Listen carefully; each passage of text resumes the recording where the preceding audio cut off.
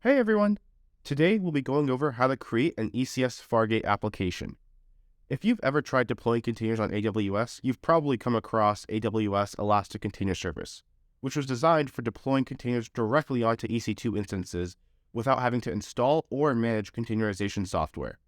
However, Fargate takes us one step further by allowing you to pay only for the resources your container uses, meaning you don't pay for or have to manage the underlying EC2 instance your container runs on.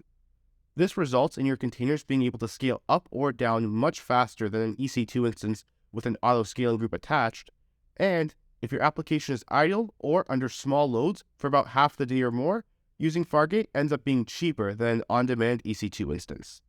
In this tutorial, we'll be creating an ECS cluster, set up a task definition, deploy a Fargate service with an application load balancer in front of it, and then afterwards, we can test it out to make sure it works, and I'll show you how to debug your ECS instance if it's not starting up.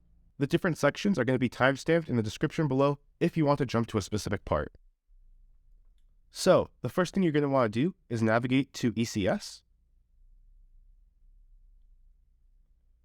then go to Clusters, then we're going to go ahead and press Create Cluster, and all a cluster really is just a logical grouping of services and tasks.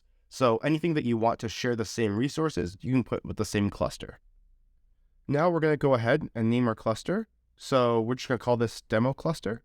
For the VPC and networking, we're just going to leave it with the default values. And then for the infrastructure, you see it gives you multiple options. We're going to leave Fargate, which is on by default. It will take a few minutes for the cluster to be ready. So in the meantime, let's go ahead and create our task definition. You can click Task Definitions on the left-hand side, and then Create New Task Definition. You can think of task definitions as blueprints or templates that Amazon uses to deploy your containers. We're going to be using an Nginx image for this demo, so to keep things simple, we'll just call this Nginx Task Definition.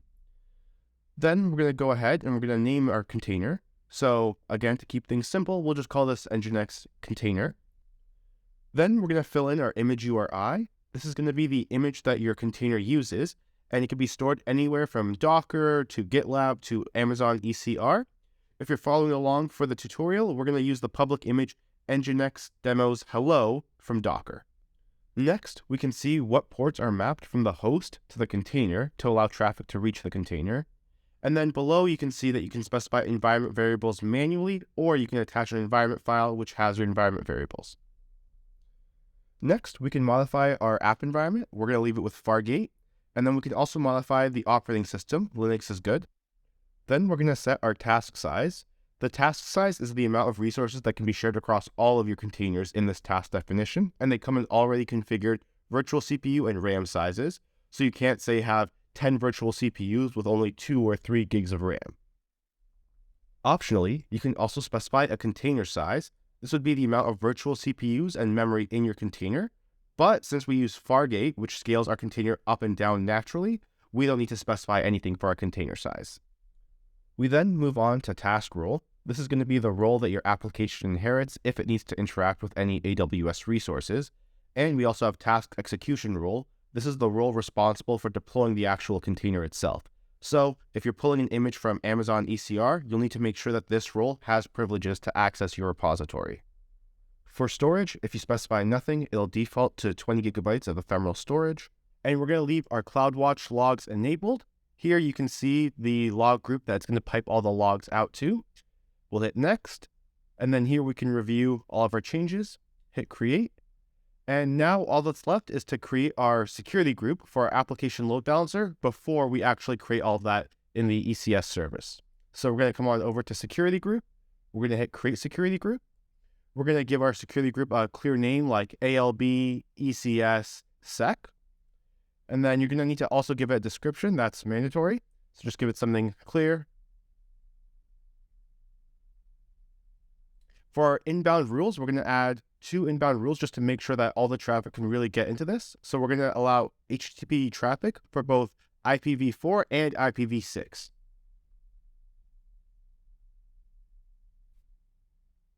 For the outbound rules, we're just going to leave it as allow all outbound traffic. Now with the security group complete, we're ready to create our ECS service. So we're going to go back to ECS.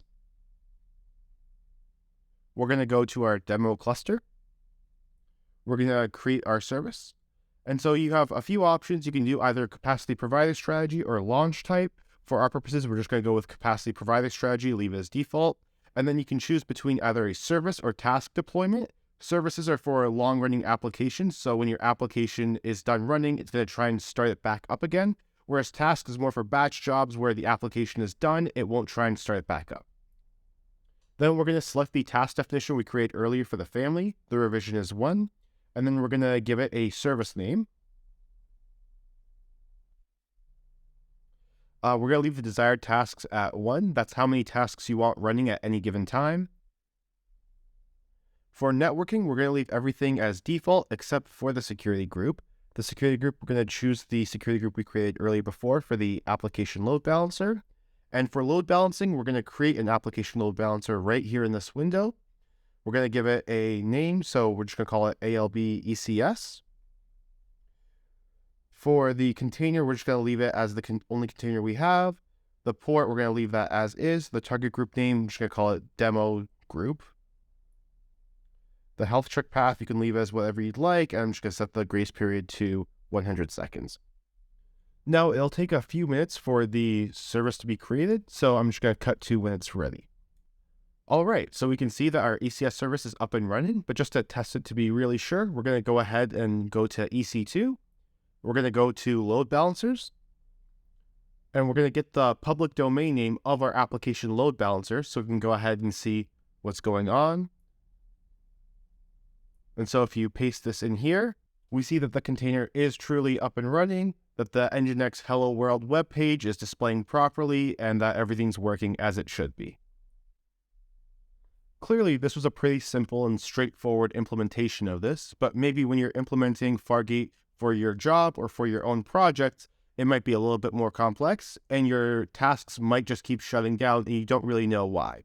So now we're going to go through how to troubleshoot this a little bit and figure out why your containers aren't spinning up. So what I'm going to do is I'm going to create a new revision of our task definition, but this revision is going to have an image URI that doesn't exist. So we're going to go ahead and put some nonsense in here. And when you're creating this revision, AWS requires that it does have at least some tag. So we're just going to create a tag.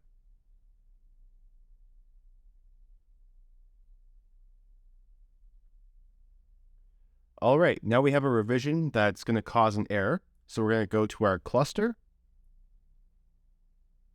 And to make sure that it's using the latest revision, we're going to drain the current task. So we're going to set it to 0.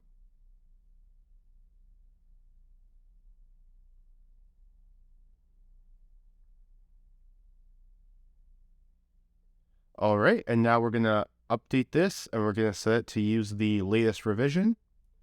And we're going to set the desired task to 1.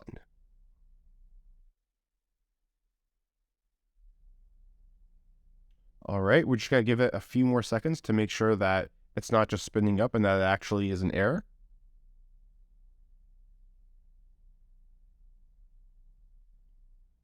Okay, so at this point, it should have started up if there was nothing wrong with it.